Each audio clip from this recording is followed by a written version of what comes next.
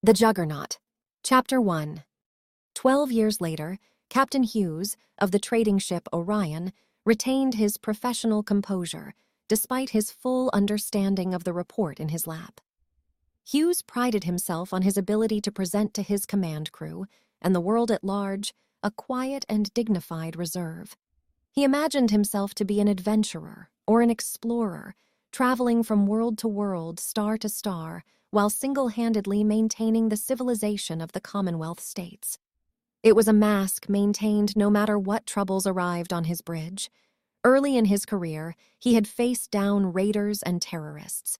He had negotiated safe harbor for refugee ships during border conflicts between Peleg and Itzo, two systems still squabbling over past glories. They were no longer the supremely important systems they believed themselves to be, no longer the way back to Earth. The route to Earth was lost, and their glory days had faded. Now they were nothing more than unimportant border systems on the far edge of the Commonwealth. But the situation before him now was enough to crack the mask. How long until main engine failure, Natalie? Impossible to be certain, sir, said Natalie Sims, his chief engineer.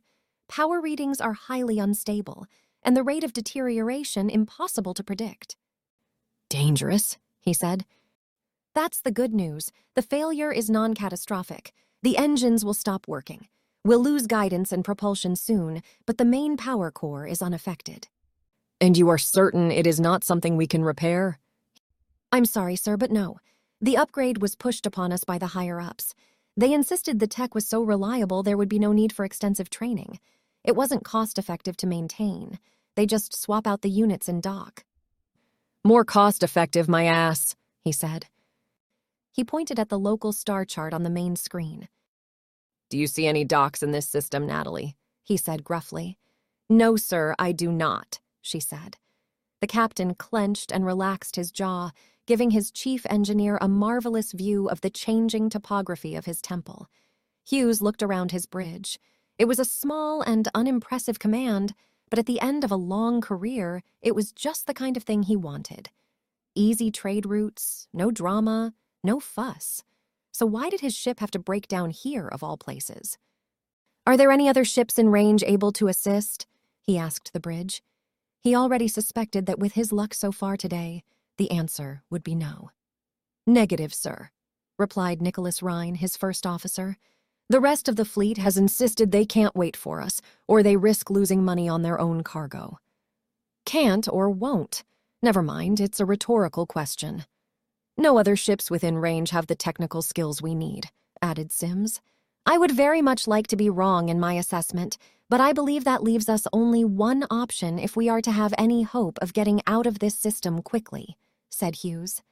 Help would come once word finally reached head office, or if he was willing to pay exorbitant fees for someone to recover his ship, but those fees reflected on him as a captain, and he was not about to throw away his long-earned reputation now. Besides, there was his bonus to consider. Our options are limited, sir, said Rhine sourly. He keyed commands into the armrest panel of his chair. The image on the main display changed. The graceful, curving vectors of their intended route through the Salado system to the Kinabar beacon were replaced by an ugly mass of metal. From this far out, it looked like a misshapen potato, a lonely, dark gray rock at the bottom of a pond. And probably covered in scum, too, thought Hughes. The Juggernaut orbited Salato alone. With no frame of reference and no atmospheric haze to give context to the surface details of the city, it was impossible to discern the size and scale of the city itself, or any of the component spacecraft from which it was formed. The shapes that had been mashed together to form the Juggernaut could be shuttles or freighters, pleasure craft, or deep space miners. From here, Hughes couldn't tell the difference, and he didn't much care. The captain touched a control, and the image magnified. Now he could see smaller details that betrayed the scale of the monstrosity before him. He could even make out some of the surface features, like cooling towers, engines, and docking bays. In his years traveling the stars, Hughes had seen many examples of beautiful craftsmanship and sleek designs. The Juggernaut was none of those things. It's just a mess, isn't it? the captain said to his first officer. As unattractive as it was, he couldn't help but stare. Somehow, despite all appearances to the contrary and their most earnest wishes, it was their best hope. It's like a child crushed every toy ship he could find into one big lump. It certainly is, sir, said Rhine. What is the population of that thing now, anyway? 100,000? More than that now, Captain, said Natalie. The last I heard it was over 300,000 people, although that was some time ago. 300? That many? Are you sure, Natalie? When did that happen? I don't know, sir, and I'm not sure. No one keeps records, it's only an estimate. The three senior officers gazed at the display. The image shifted in response to the last offering of their maneuvering thrusters, which slowed the Orion in anticipation of her new heading. Between them, they could identify dozens of different ship types: civilian, commercial, industrial, and even decommissioned military craft. The chief even spotted parts of a space station jutting out of the city. "What a wreck!" exclaimed a crew member. "Who would want to live there? It looks like a spaceship graveyard." Nobody wants to live there, Ensign, replied Rhine. That's why the inhabitants are called the dispossessed. They have nowhere else to go. Fantastic, thought the captain morosely. I'm stuck with the serious failure of untested equipment in a system no one wants to visit, but everyone has to travel through.